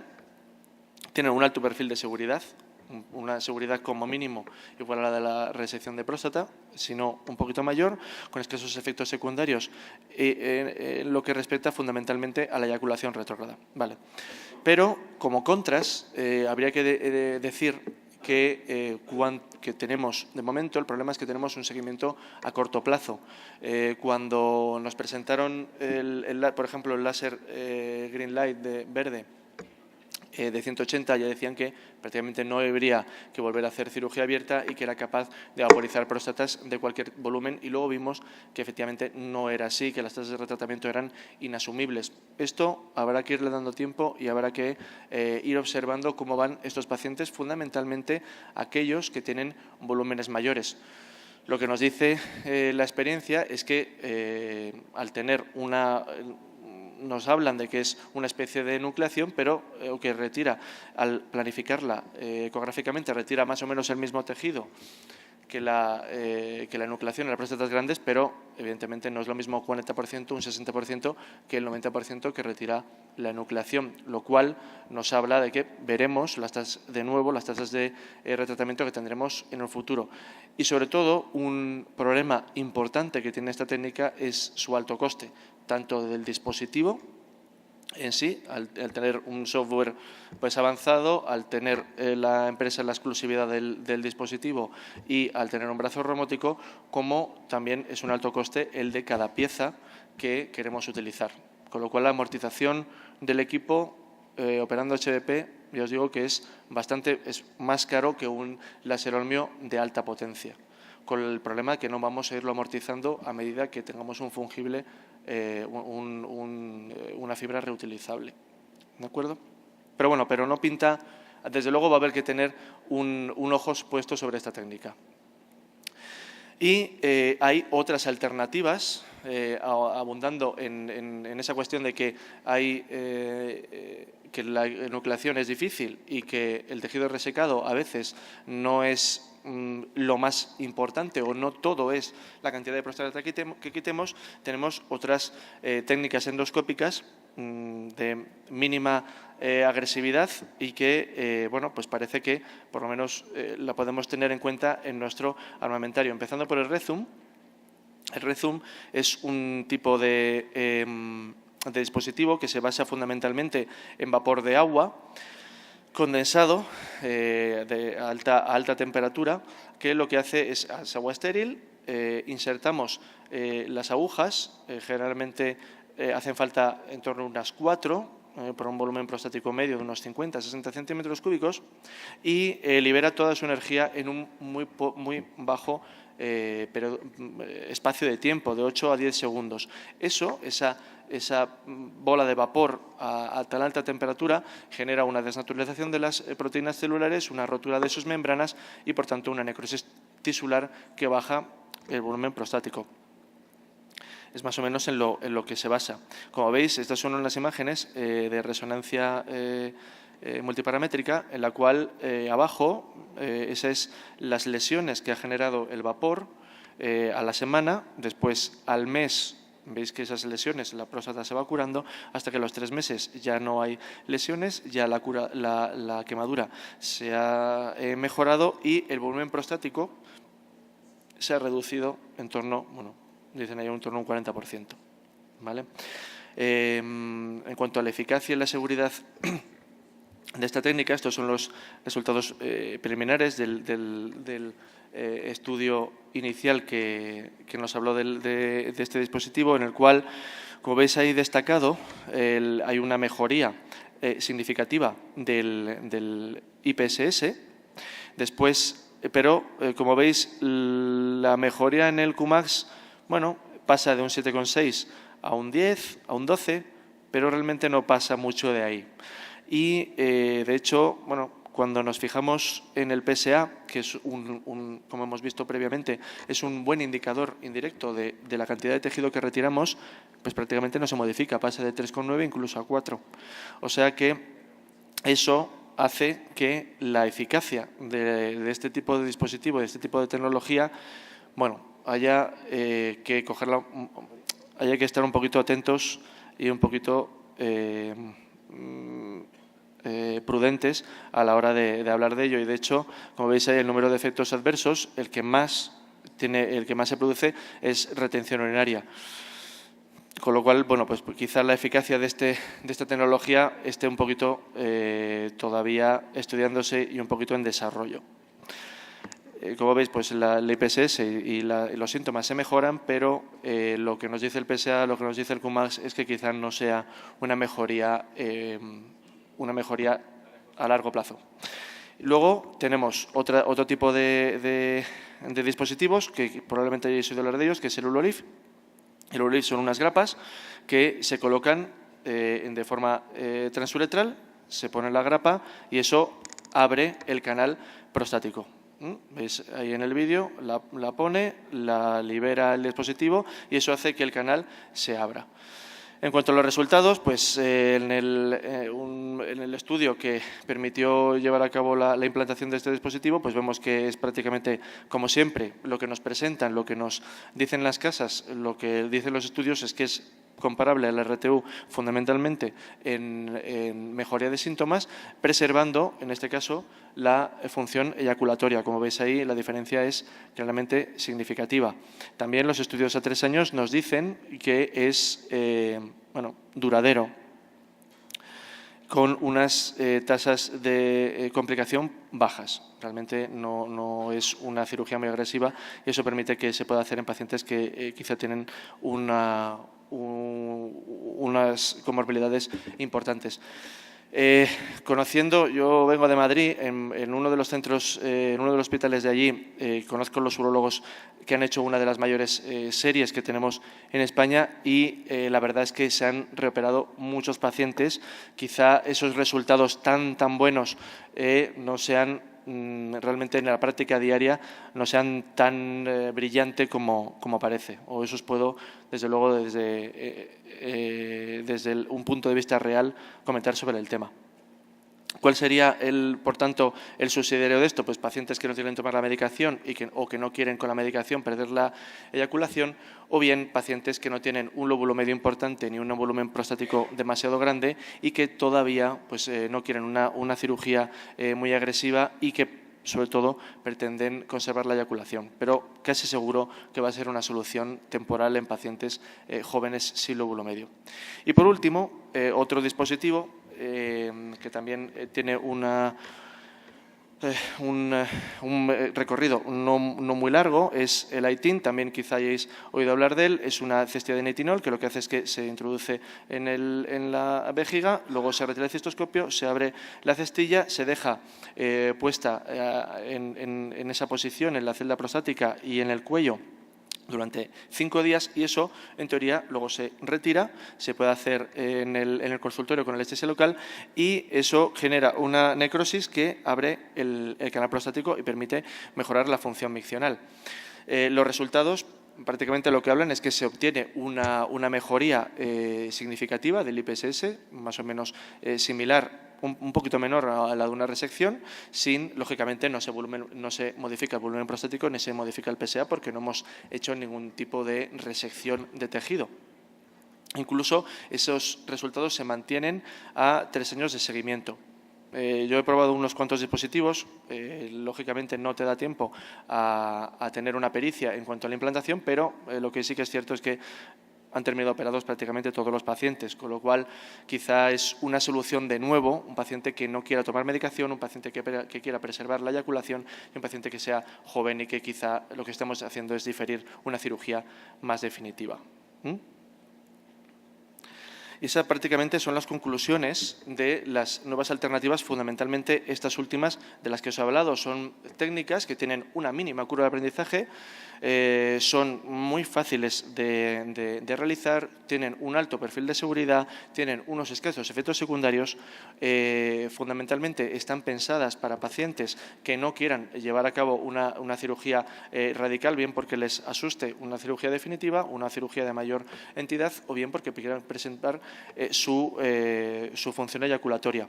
Pero los contras, evidentemente, es que tenemos poca experiencia en cuanto a la cantidad de dispositivos que se han puesto, un muy escaso seguimiento, muy poco tejido resecado y probablemente tenemos que quedarnos con que son, de momento, son simplemente alternativas que difieren una cirugía de mayor calado. Muy bien, pues muchas gracias por vuestra atención.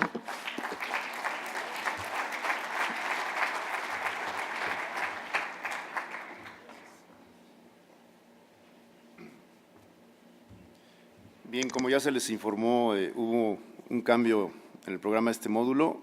Entonces, a continuación, con la siguiente charla, vamos a concluir el módulo antes de pasar a la inauguración de la Expo Comercial. Y un buen amigo de la sociedad, el doctor Mariano González, nos va a hablar sobre enucleación prostática en América Latina, futuro y desafíos. Gracias. Buenos días. Ante todo, muchísimas gracias, comité organizador, por la invitación. La verdad es un placer enorme poder estar acá una vez más. Me siento cómodo entre amigos, compartiendo momentos lindos. La verdad que es muy agradable.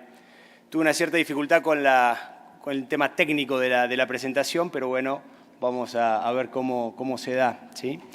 La verdad que si uno empieza a hablar sobre tratamientos de próstata, como ya bien habló Javier o José previamente, tenemos un montón de armamentos, un montón de arsenales. Antes de hablar sobre enucleación en América Latina, les quiero presentar, para los que no conocen, el hospital donde nosotros llevamos a cabo el desarrollo de la urología, que es el Hospital Italiano de Buenos Aires. Es un hospital que está ubicado en la capital federal, en la Ciudad Autónoma de Buenos Aires. Un hospital que tiene en sus alrededores una población de 5 millones de habitantes, con lo cual hace que tenga una actividad realmente elevada, con un nivel de complejidad 6, ya que se dedica a neurocirugía, cirugía cardiovascular y trasplante, y cuenta con 750 camas en total. Como les contaba, tiene unas consultas de 2.700.000 pacientes al año, lo cual implica un porcentaje muy alto, ya que en toda la Ciudad Autónoma de Buenos Aires, los 33 hospitales de la Ciudad Autónoma de Buenos Aires atienden 8 millones de consultas y el hospital tiene 40.000 egresados al año. Es el primer hospital informatizado en Latinoamérica y tenemos un servicio formado por 15 médicos de planta, con después un grupo de gran ayuda, los enfermeros, los secretarios, obviamente los residentes y los fellows. Tenemos un fellow por cada uno de los sectores. Estamos sectorizados de una manera diferente a lo que se hace generalmente en el resto de los hospitales porque nos sectorizamos por órganos y no nos sectorizamos por patología, o sea, si es oncológico o funcional. Hacemos un tratamiento puntual del órgano en sí, por ejemplo, riñón. El que hace riñón no solamente hace oncológico, sino también funcional. El que hace vejiga lo mismo. Y nosotros estamos en la sección de endourología y litiasis, junto con el doctor Daels, que es el jefe del sector de endourología y litiasis, y ahí lo ven a Cristian Cristalo y a Federico Tirapey, que son los otros dos que nos acompañan en este sector. Obviamente las puertas están abiertas para visitas y rotaciones cuando ustedes lo dispongan. La verdad que estamos abiertos a recepcionarlos y recibirlos cuando sea necesario y cuando ustedes cuenten con esto. Para hablar un poco de láser, como ustedes ya saben, el primero que imaginó el láser fue Albert Einstein en 1916, pero el que llevó a cabo el primer láser Holmium, la primera luz colimada de láser, fue Theodor Maiman en 1960. Lo que hizo fue rodear un cristal de rubí que lo rodeó con una lámpara espiral incandescente, que ésta formaba el primer disparo de láser. Que es importante que cuando nosotros hablamos de enucleación prostática, no estamos viendo si esta técnica la utilizamos para competir con ninguna otra de forma endoscópica, sino que en sí lo que estamos buscando es ver de tratar de solucionar al paciente o de evitarle al paciente una cirugía abierta y poder realizar una enucleación versus una cirugía abierta, lo que conlleva una recuperación mucho más rápida y por ende también menor estadía hospitalaria. Lo que buscamos es esto, encontrar el plano que existe entre el adenoma y la cápsula, el mismo plano que buscamos cuando hacemos una enucleación digital, ese plano que nos decían nuestros maestros cuando operábamos que la próstata tenía que estar madura y por eso era importante tener una próstata voluminosa para poder encontrar el plano quirúrgico. Aquí lo que hacemos es entrar en el mismo plano, pero en vez de entrar con nuestro dedo, lo estamos haciendo con nuestro resector. Y el láser lo que nos está haciendo es generar un espacio con la formación de burbuja. El láser Holmium nos está generando un espacio para poder abrir justamente y separar esos planos. Como ustedes saben, el láser Holmium hoy en día tiene unas características y unas cualidades en endurología que hacen que haya avanzado muchísimo lo que es la ureteroscopía flexible y todos los procedimientos mínimamente invasivos en endurología. ¿Por qué? Porque es un láser que es un láser de estado sólido, tiene un cristal de rubí adentro de ese brick, o sea, de ese ladrillo, opera en la porción infrarroja, es un láser que no lo vemos, el ojo humano no lo ve.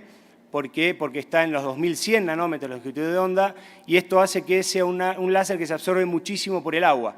Entonces tiene muy poca penetración en el tejido y esto hace que tenga muy poco riesgo de tener lesiones en profundidad como si nos encontrábamos con otros láseres que previamente hemos utilizado en urología. Tiene por otro lado también la gran ventaja de poder utilizar fibras de distintos tamaños, de distintos diámetros, y esto nos trae la gran ventaja de poder actuar en distintos instrumentos, ocupando menor lugar, menor espacio y por ende viendo mejor lo que estamos haciendo en el procedimiento. En próstata, sin duda que podemos hacer un montón de técnicas, podemos hacer prostatotomía, cervicotomía, podemos enuclear y podemos vaporizar, pero sin ningún tipo de duda que la enucleación con el láser Holmium es la que nos da mejores beneficios. ¿Por qué? Porque si nosotros lo comparamos al láser Holmium con la RTU de próstata, el gold estándar de la endurología, en viejos trabajos ya de Peter Gilling nos muestra que los resultados realmente son comparables y que los riesgos o las posibles complicaciones realmente son bajas, en un porcentaje realmente bajo. Si nosotros miramos metaanálisis, por ejemplo, comparando también el HOLEP con otras técnicas endourológicas, vemos que el HOLEP tiene menor sangrado, menor tiempo de sonda y también menor tiempo de hospitalización que las técnicas convencionales.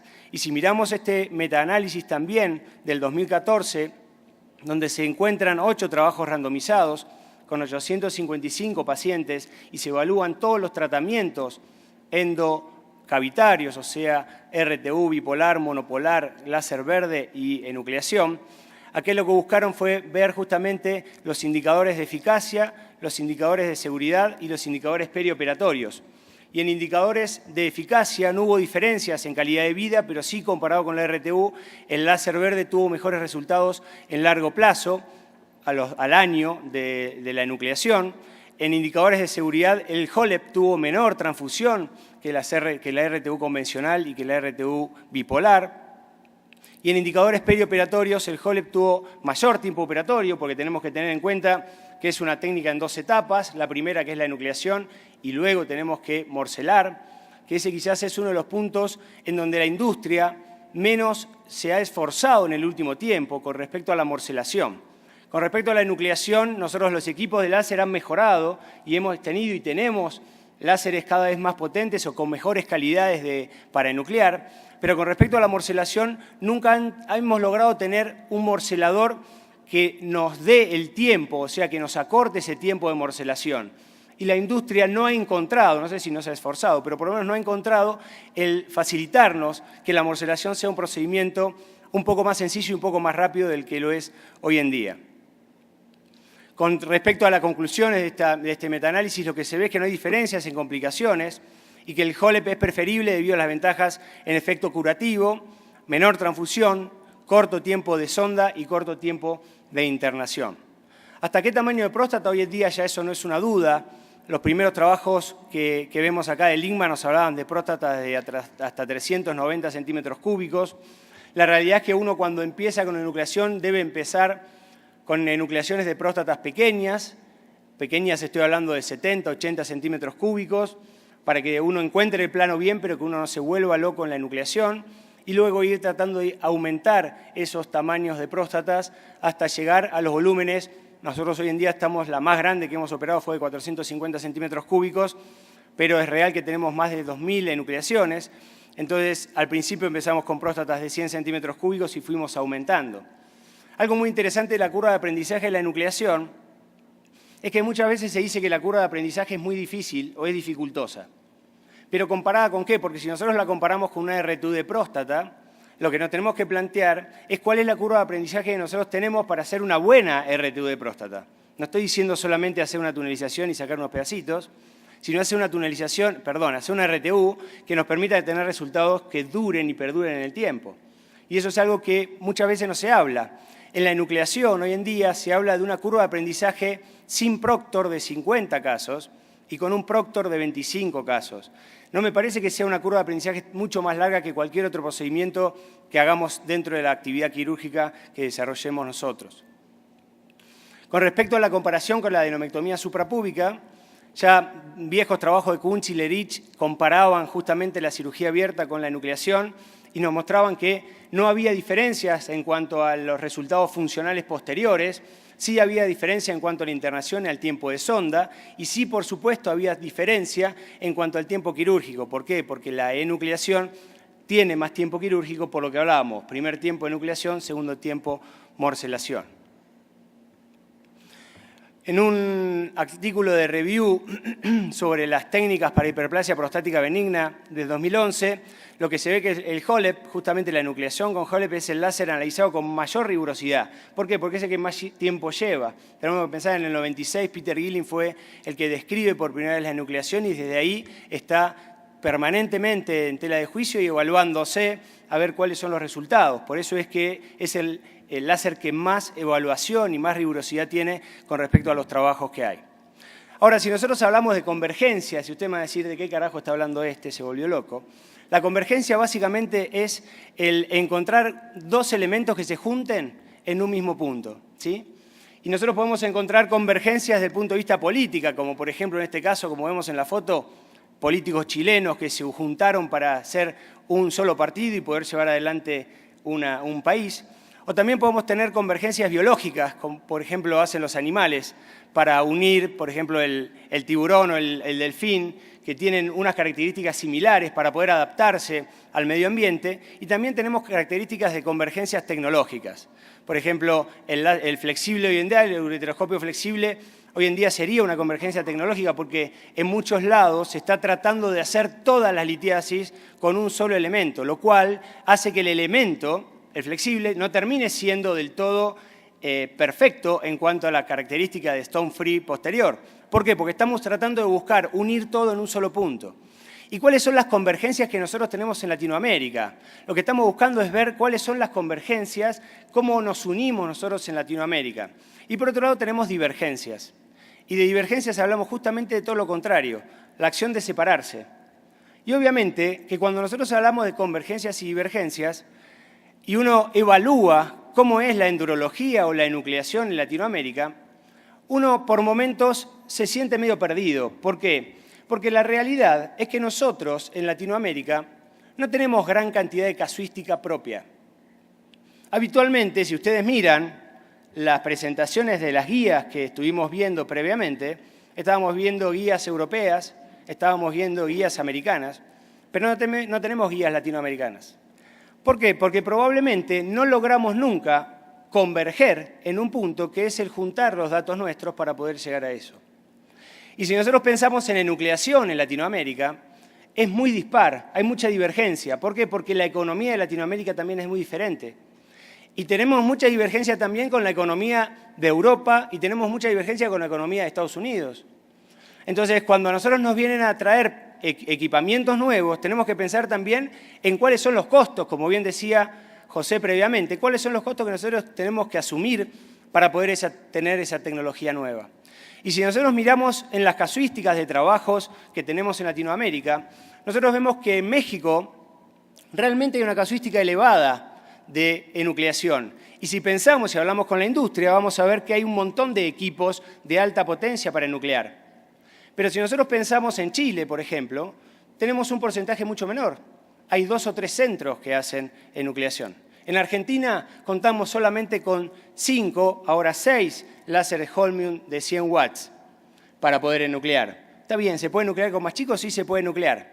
Pero la realidad es que tenemos pocos números de equipos comparados con otros países. Si nosotros pensamos en Brasil, un megapaís, la cantidad de pacientes que se operan con enucleación es muy bajita. Felipe Figueiredo y no muchos más. ¿Por qué? Porque no enuclean, porque la gente no tiene la tendencia a nuclear. Yo creo que lo que uno tiene que buscar es tratar de converger en esto. ¿Tratar de converger en qué? En mejorarle la calidad de vida del paciente. Nosotros estamos buscando que el paciente mejore su calidad de vida con un procedimiento lo menos invasivo posible. Y me parece que la enucleación nos permite hacer eso. Nosotros en el Hospital Italiano empezamos, como les explicaba previamente, en el año 2000 a hacer enucleaciones. Hoy en día tenemos más de 2.000 enucleaciones.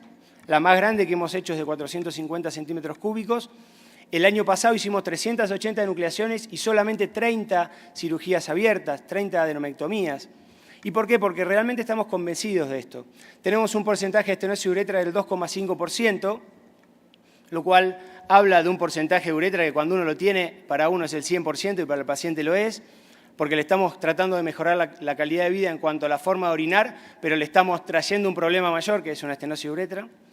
Con respecto a la incontinencia, que siempre se habla mucho de la incontinencia en la enucleación, nosotros lo que buscamos es conservar siempre hora 12, la mucosa de hora 12, para evitar justamente lesionar el esfínter. Tuve un solo paciente con incontinencia de orina en esta casuística, un paciente que quedó de 60 años que quedó con incontinencia de orina. El paciente venía con incontinencia previa, la verdad que estudié el video del por qué motivo había hecho la incontinencia y no encontré ninguna diferencia con los procedimientos que se hacían previamente, pero la cuestión que el paciente terminó con un sling y con eso terminó seco, pero bueno, hay un paciente que terminó con una incontinencia, entonces tenemos que hablar de un paciente con incontinencia. ¿La enucleación lo puede dar? Sí, por supuesto, como cualquier otro procedimiento que uno hace para una cirugía prostática, ¿sí? ¿Qué tenemos que buscar nosotros en Latinoamérica entonces? Garantizar que todos tengan la accesibilidad a tecnología. Y esto obviamente es un tema económico, pero también saber cómo podemos derivar al paciente para que tenga la tecnología. Cómo poder hacer que ese paciente tenga la mejor opción terapéutica en el lugar que sea el adecuado y el correcto. Debemos conocer nuestras propias necesidades y resolverlas, evitando justamente extrapolar indicaciones foráneas, lo que decíamos previamente. Y debemos tener datos regionales. Yo esto lo repito tanto en litiasis como en próstata. Tenemos que tener datos regionales, tenemos que hablar por lo que nosotros tenemos, por lo que nosotros somos, porque demográficamente somos distintos, porque socioeconómicamente somos diferentes, porque tenemos alimentaciones diferentes, entonces no podemos comparar las cosas porque no son comparación de peras con manzanas. Debemos tener un registro uniforme de datos. Y para mí algo muy, muy importante es que debemos crear centros de entrenamiento regionales, tanto en enucleación como en cualquier otro procedimiento que hagamos, y algo que yo realmente felicito y agradezco siempre a la gente de México es que siempre están en formación, siempre tratando de buscar el hacer cursos y permitir que la gente se pueda formar para, nuevamente lo mismo, darle al paciente para mejorar de la mejor manera posible su calidad de vida. Muchísimas gracias.